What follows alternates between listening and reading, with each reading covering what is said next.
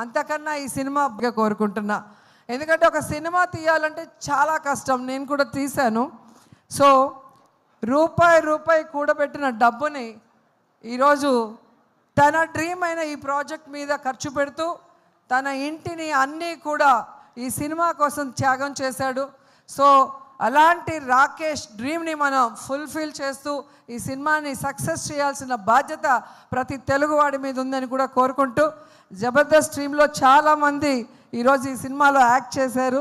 ధనరాజ్ కానీ, గడ్డం నవీన్ గారు కానివ్వండి, రచ్చ రవి, తాగుబోతు రమేష్, అలా మన వాళ్ళందరూ కూడా రాకేష్కి సపోర్ట్ ఇవ్వటం నిజంగా చాలా హ్యాపీగా ఉంది.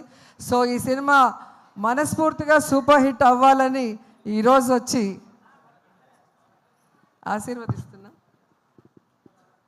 నిజంగా ఇంత చిన్న వయసులో ఇంత తొందరగా ప్రొడ్యూసర్